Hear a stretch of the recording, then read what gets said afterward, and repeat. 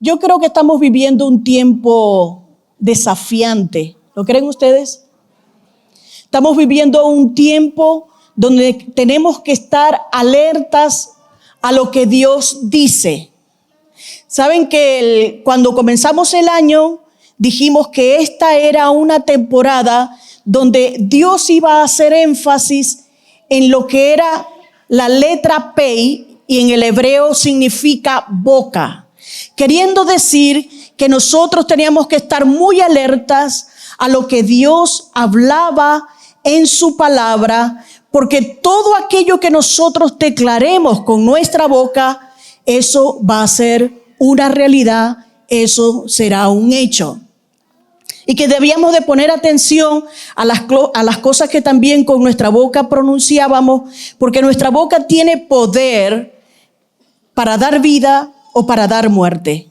La Biblia dice que de nuestra propia boca puede salir palabras de bendición o de maldición. Así que tenemos que poner mucho cuidado en este tiempo, que es el año de la boca de Dios, de lo que hablamos y aún de lo que oímos. Y sabes que Dios quiere en este tiempo que nosotros sepamos con certeza que la palabra de Dios tiene poder. ¿Lo crees así? La palabra de Dios tiene poder. La Biblia dice en Hebreos capítulo 11, versículo 3, por la fe entendemos que los mundos fueron formados por la palabra de Dios, de modo que lo que se ve fue hecho de lo que no se veía. Y es que la palabra de Dios tiene poder para crear. ¿Sabes que Dios no se fijó en algo que ya estuviera hecho para poder hacer el sol, la luna, las estrellas? Aquellos que somos artistas y que somos creadores, yo tengo que ver un vídeo de YouTube para poder hacer una pulsera. Aunque a veces surgen cosas mías, pero que son cosas que ya he visto. Pero Dios no fue así. Él dijo con su palabra, sea la luz, y fue la luz. Él dijo, sea la hierba del campo, y fue la hierba del campo. Él dijo que sean hechos los animales, fueron hechos los animales. Pero me gusta que si te fijas bien en Génesis 1, que después que dice que Dios dijo la palabra, dice, fue así.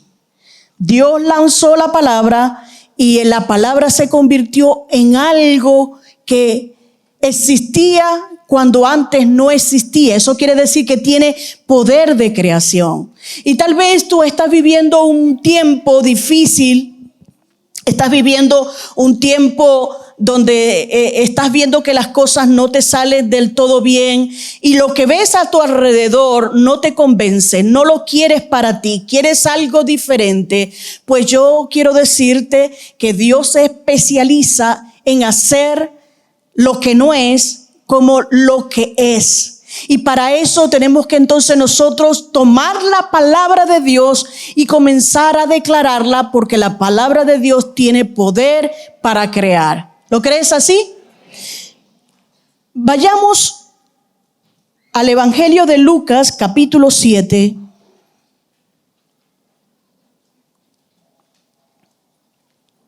Y vamos a leer desde el versículo 1 al versículo 10. Después que hubo terminado todas las palabras al pueblo que le oía, entró en Capernaum, y el siervo de un centurión, a quien éste quería mucho, estaba enfermo y a punto de morir. Cuando el centurión oyó hablar de Jesús, le envió unos ancianos de los judíos rogándole que viniese y sanase a su siervo. Y ellos vinieron a Jesús y le rogaron con solicitud, diciéndole, es digno de que le concedas esto, porque ama a nuestra nación y nos edificó una sinagoga. Y Jesús fue con ellos, pero cuando ya no estaban lejos de la casa, el centurión envió a unos amigos diciéndole, Señor, no te moleste, pues no soy digno de que entres bajo mi techo, por lo que ni aún me tuve por digno de venir a ti, pero di la palabra y mi siervo será sano. porque yo soy hombre puesto bajo autoridad, tengo soldados bajo mis órdenes, y digo a este ve y va, y al otro ven y viene. Y a mi siervo haz esto y lo hace. Al oír esto, Jesús se maravilló de él y volviéndose, dijo a la gente que le seguía, os digo que ni aún en Israel he hallado tanta fe. Y al regresar a casa, los que habían sido enviados hallaron sano al siervo que había estado enfermo. Empieza este pasaje diciendo, después que hubo terminado todas sus palabras al pueblo que le oía, Jesús entró en Capernaum. Jesús, aparte de hacer milagros y de hacer señales y maravillas, tenía algo determinado para hacer, y era el hablar la palabra, el enseñar la palabra, porque él sabía que si la palabra de Dios entraba a las vidas, iba a aumentar su fe para que ellos fueran salvos. Por eso que la Biblia dice que la fe viene por el oír la palabra de Dios. Y vemos como aquí Jesús, después de haber enseñado, había enseñado las bienaventuranzas, había enseñado muchas cosas, pero dice que cuando ya terminó, llegó a Capernaum. Pero que cuando llegó a Capernaum, se encontró con un centurión. Un centurión, como dice la palabra, la misma frase, centurión, es un oficial romano que tiene a su cargo 100 soldados. O sea que era una persona de galones, de galardones. O sea, era una persona que se había currado el puesto, porque no todo mundo podía ser centurión. Medían su capacidad de mando, medían su capacidad de disciplina, medían muchas cosas para poder llegar a ser centuriones, y los centuriones eran considerados la espina dorsal del ejército romano. Es decir, que era una persona muy importante. Pero se acercó buscando ayuda porque tenía a un siervo que estaba enfermo, un criado de la casa que estaba muy enfermo. Mateo dice que estaba atormentado, estaba paralítico y siendo atormentado. No dice la enfermedad que tenía, pero era de seguro que estaba muy mal. Pero hay una frase que me gusta mucho que dice, y el centurión le quería mucho.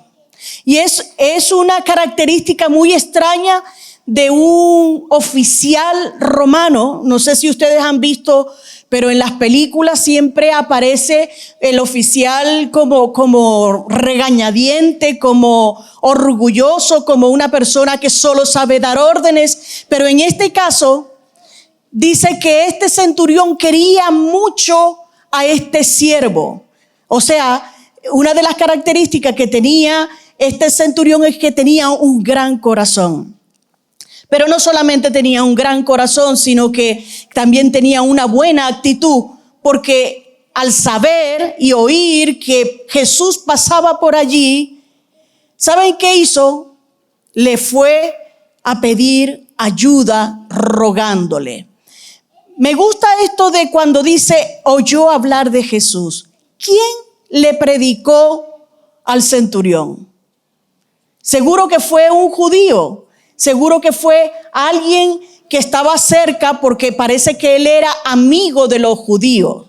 Pero esto me hizo pensar de que tal vez Dios te ha puesto en un lugar donde puedes codearte con gente famosa.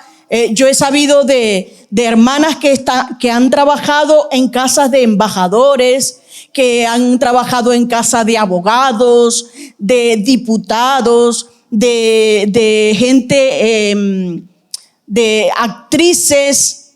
En días atrás, una que trabaja con un diseñador de moda muy famoso.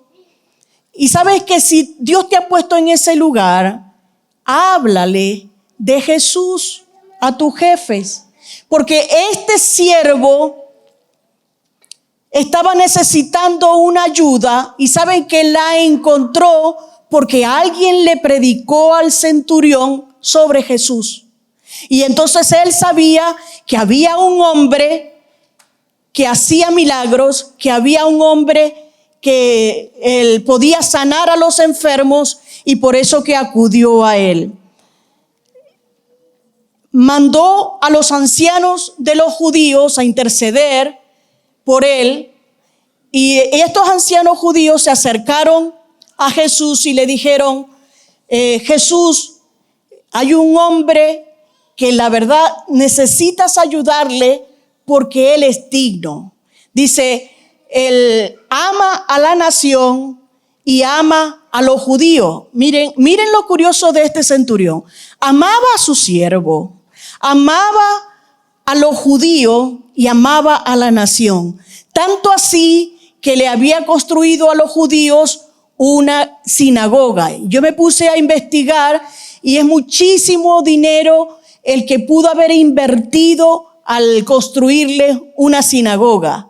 Él estaba del lado de los judíos y por eso quiso buscar ayuda.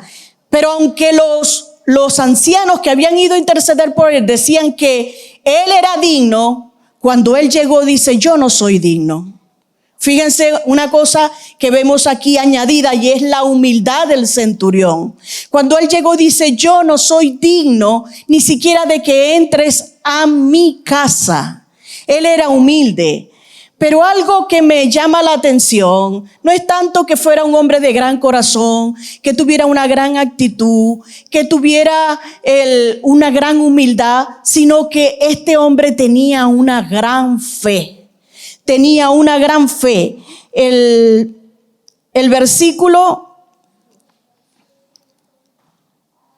dice, el versículo 6,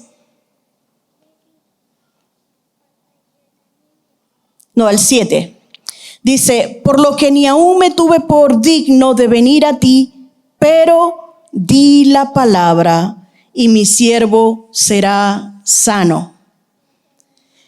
Él se conformaba solamente con una palabra. Y saben que nosotros estamos acostumbrados a que nos pongan las manos y si es posible que oren largamente por nosotros para recibir una bendición. Hemos sabido de personas que llamamos al altar y están ahí y se ora por ellos y no se van. Y ora otro pastor por ellos y no se van. Y ora otro pastor por ellos y no se van, hasta que todos han pasado por allí y no se van porque creen que la bendición de Dios va a llegar con la extensión de las oraciones. Pero este pasaje nos enseña que no es así. Dice, el centurión tenía tanta fe que dijo: di la palabra, porque solamente una palabra tuya bastará para sanarme. Y entonces ahí dice que comienza a hablar y dice el centurión: porque yo soy hombre de autoridad.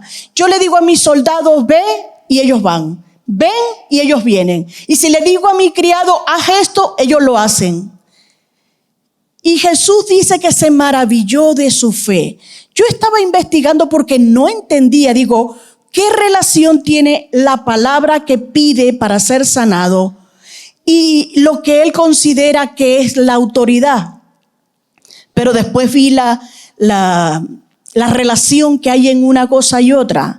Saben que él sabía que aunque era un hombre terrenal, que era un hombre con autoridad limitada, él sabía que estaba frente a uno que tenía poder, tanto poder y tanta autoridad, que podía decirle a la enfermedad: vete, y la enfermedad le iba a hacer caso y se iba a ir.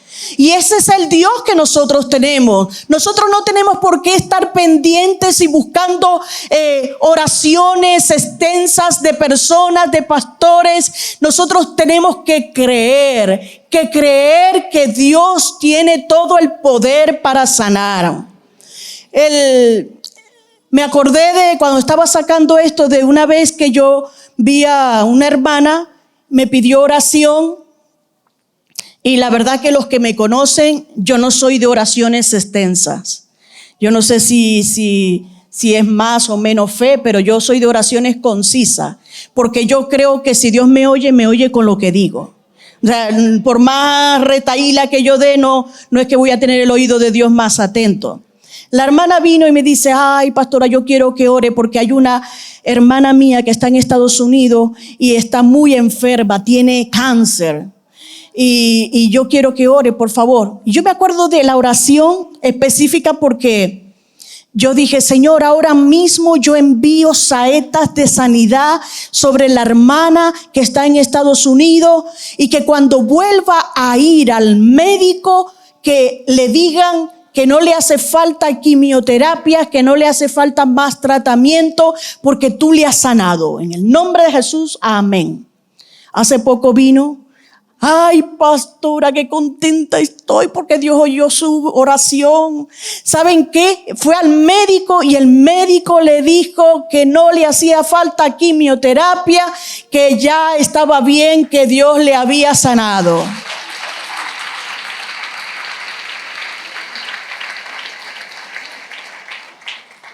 Y yo quiero que en esta mañana tú tomes para tu vida una palabra.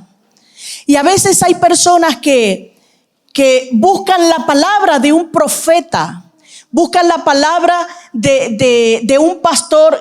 No está mal. Pero saben que la palabra de Dios, la Biblia, es la que tiene el poder para sanar, para librar, para poder dar vida, para poder hacer todas las cosas que nosotros necesitamos. Entonces, cuando tú necesites una palabra, recurre a la Biblia y aférrate a lo que Dios te ha dicho. La Biblia dice en el libro de los Salmos, envió su palabra y lo sanó. Y tal vez ahora mismo tú estás en una situación de enfermedad, o tal vez te están haciendo revisiones los médicos y no saben lo que tienes.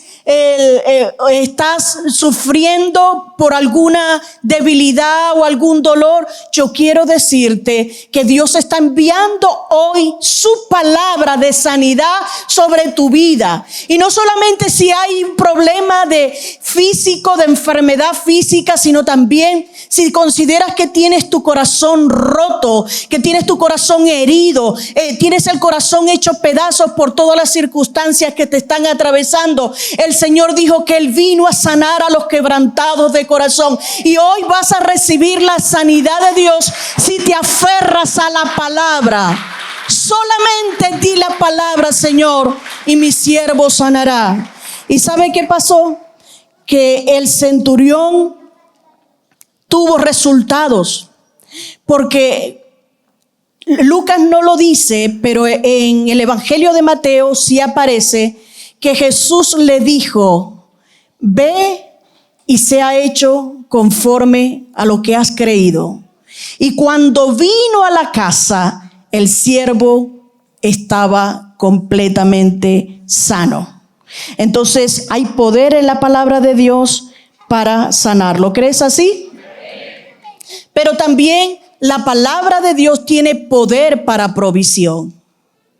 La Biblia nos dice en Primera de Reyes 17 que Elías estaba huyendo de Jezabel porque Jezabel lo quería matar.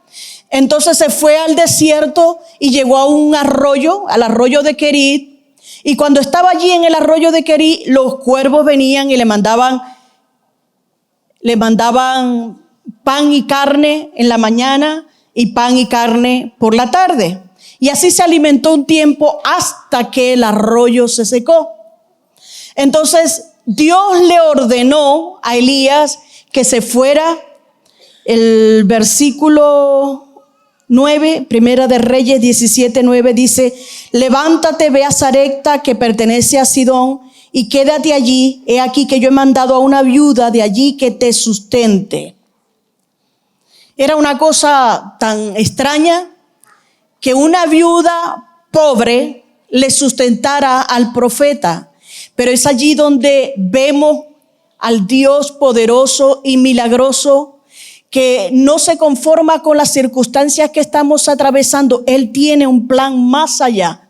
Di conmigo, tiene un plan más allá. que va más allá de lo que nosotros podemos entender. Ahí en ese caso, Elías no entendía cómo Dios, en vez de enviarle a una persona pudiente, a una persona que tuviera recursos, le manda a una viuda pobre, tan pobre que cuando llegó a pedirle un poco de agua y un poco de comida, dijo: no, solamente tengo un puñado de harina y un poco de aceite. Pero es allí donde Dios se glorifica, porque puede ser que ahora mismo solamente tengas un poco de dinero, un poco para que puedas ser suplido un poco, pero sabes que ese poco se puede convertir en mucho si tú lo dejas en las manos del Señor. ¿Sabe qué pasó en la multiplicación de los panes y los peces? Que cuando Jesús dio la palabra, darles vosotros de comer, los discípulos tomaron esa palabra y de sus manos salía la multiplicación. Dios quiere que nosotros tomemos la palabra con sinceridad, que Tomás dice la palabra, que podamos encarnar la palabra en nuestras vidas para que ella sea una realidad.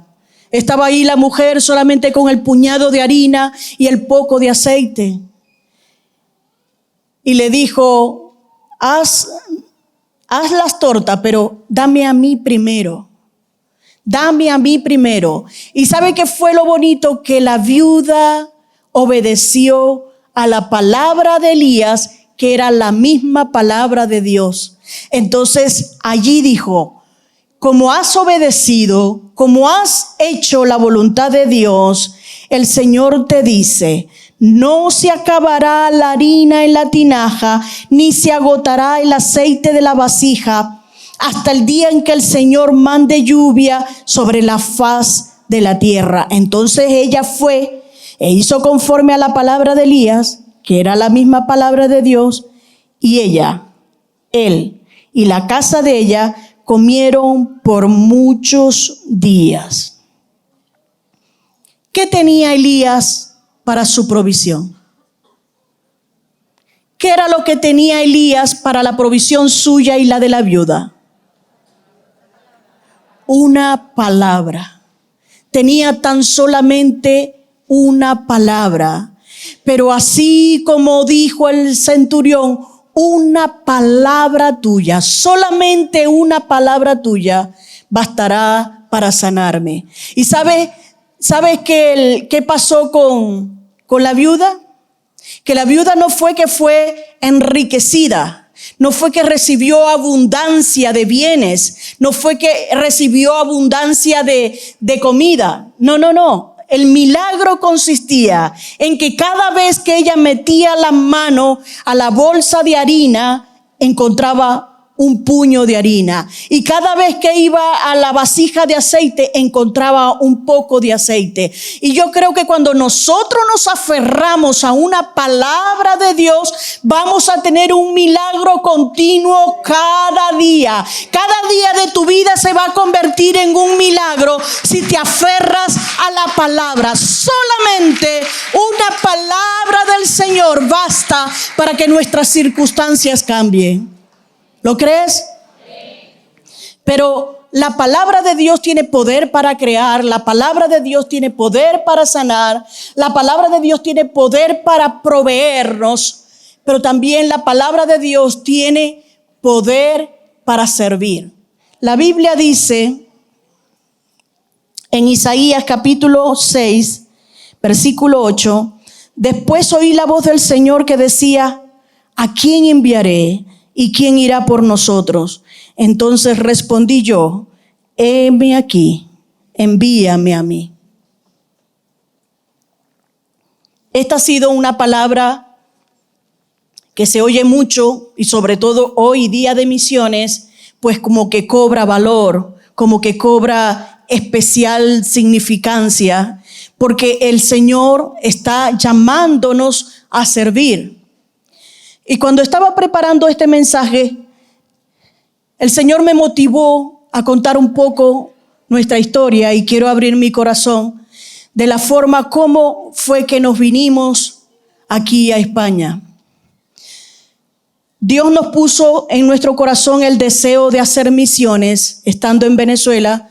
La iglesia era una de las iglesias más grandes del pueblo, estaba muy bonita y teníamos muchísimo trabajo.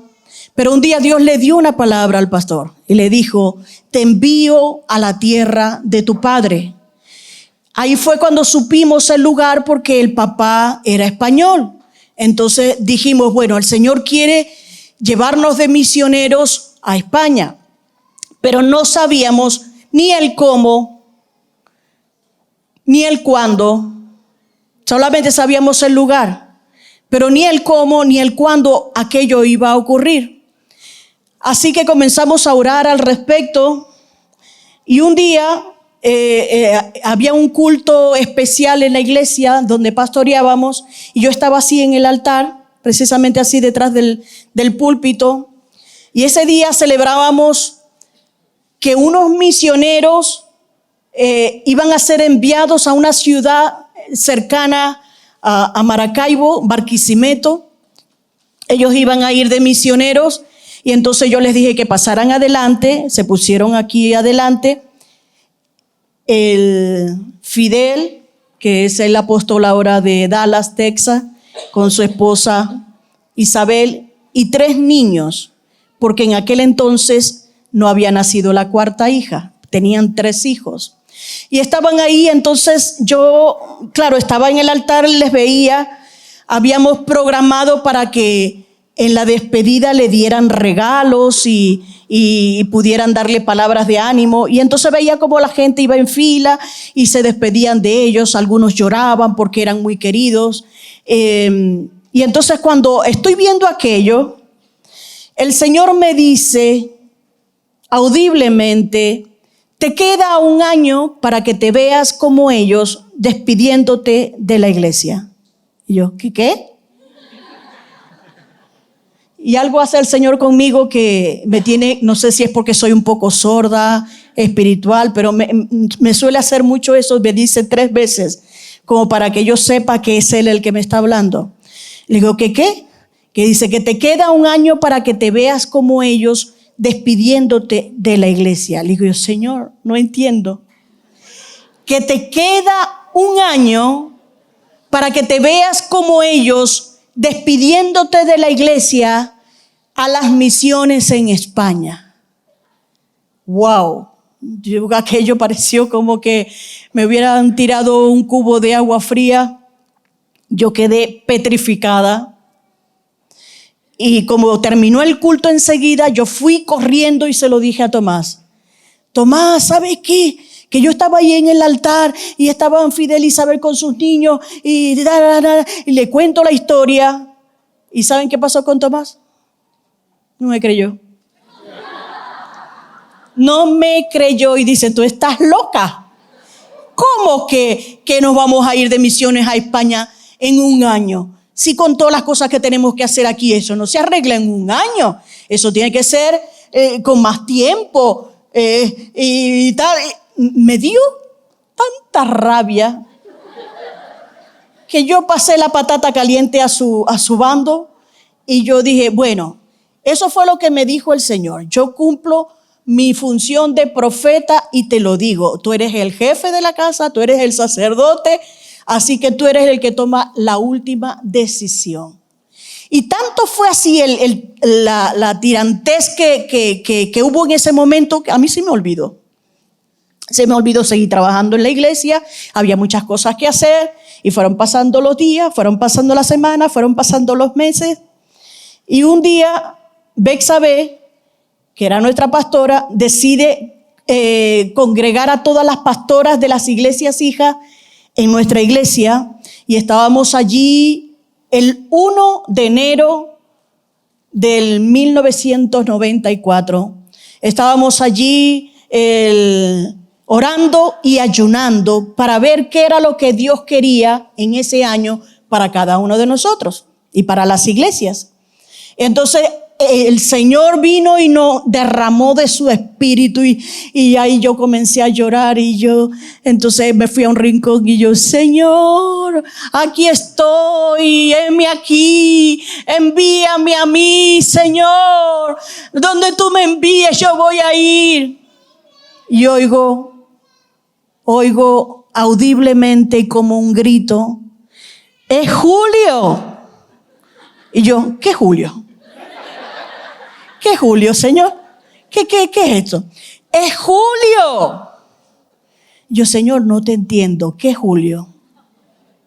Es Julio para que te veas como los pastores despidiéndote de la iglesia para ir de misioneros a España. Otro cubo de agua fría. Y yo ahí salí y le dije, precisamente estaba conmigo Isabel y le pregunto a Isabel, ¿cuándo fue la fecha que nosotros hicimos la despedida? Porque como les dije, pasé la patata caliente y a mí se me había olvidado los detalles.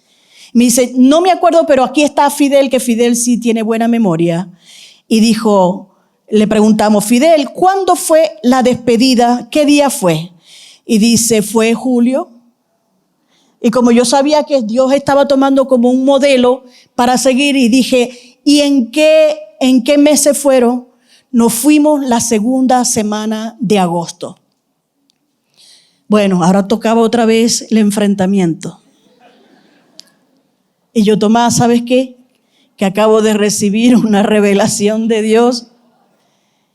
¿Y sabes qué me ha dicho? Que es julio.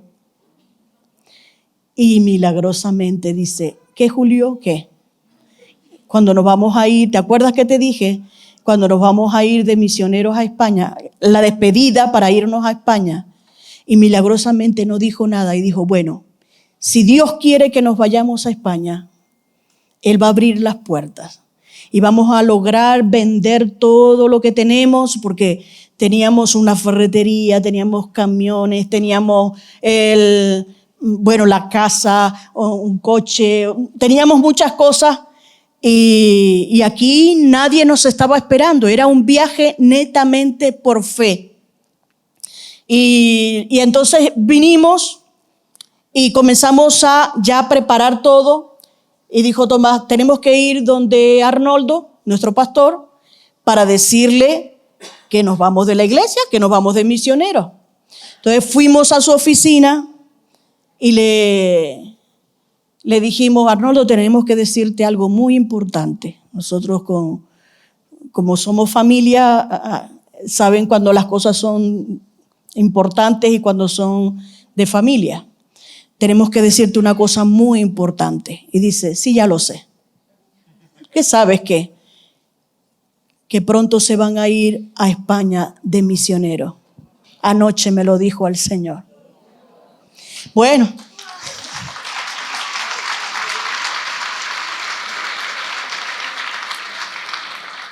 Entonces allí le dijimos, bueno, lo que queremos nosotros es que nos digas un día donde puedas estar para hacernos la despedida, porque él siempre ha sido un hombre muy ocupado, viajando por todas partes, predicando por todas partes, y como sabíamos bien eso, le dijimos para escoger un día donde podamos hacer la despedida y que tú dirijas esa despedida. Él no sabía nada de todo esto que le estoy contando, no sabía nada. Y entonces abrió la agenda, más o menos era el mes de marzo, y dice, marzo está todo ocupado. Abril, todo ocupado. Y nosotros lo estábamos viendo, que decía cada semana algo. Mayo, todo ocupado. Junio, todo ocupado. Ah, mira, tengo aquí un fin de semana libre, la segunda semana de julio. Yo creo que eso sí merecía un fuerte aplauso.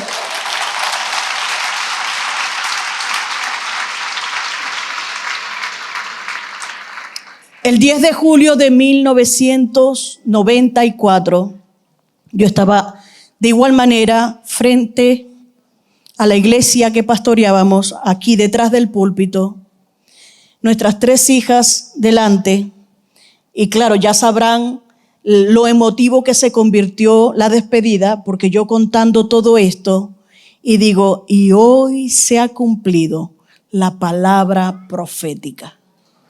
Nosotros salimos a España con 3 niñas, Karen de 2 años, Becky de 3 años y Gaby de 9 años. 3 niñas, 5 maletas y 2 soñadores queriendo servir al Señor en esta tierra amada de España. Y damos gracias a Dios por ver el fruto que Dios ha traído, porque 2 locos, que así nos llamaban, creyeron una palabra profética. Y sabes que Dios tiene también para ti una palabra en esta mañana. El Señor me hizo sentir fuertemente que hay algunos que están sentados, que tienen llamado a servir al Señor, pero están sentados, están adormecidos, están dejando que pase el tiempo creyendo que el tiempo hará olvidar el llamado, cuando el llamado de Dios y los dones son irrevocables. Tú no podrás eludir el llamado de Dios, y Dios me dijo que hoy era un día de restauración, de sanidad, de restauración del alma, de restauración de la economía y de restauración de ministerio. No sé en qué lado estás tú, pero yo quiero decirte que solamente una palabra puede hacer que tu situación, tu vida y tus circunstancias sean diferentes. Solo una palabra. Yo voy a pedirle que por favor estén de pie.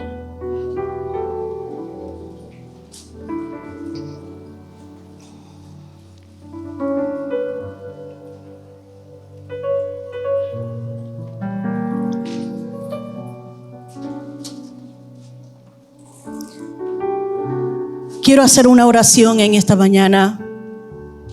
Si estás aquí y todavía no tienes a Jesús en tu corazón, yo voy a hacer una oración y quiero que tú la repitas conmigo para recibir a Cristo en tu corazón. Sabes que Él es el único que puede cambiar tu circunstancia. Él es el único que puede hacer que tu pasado se quede en el pasado y que tengas desde ahora un futuro prometedor, un futuro de victoria, un futuro de abundancia. Repite conmigo: Señor Jesús, en esta mañana te entrego mi corazón y mi vida para que lo cambies, para que lo transforme, para que hagas de mí una persona nueva, diferente. Hoy te recibo y te pido que vengas a mi corazón y sane las heridas de mi alma. No quiero seguir siendo el mismo. Quiero cambiar. Y sé que solo tú, con tu palabra, puedes hacer que eso ocurra. En el nombre de Jesús. Amén.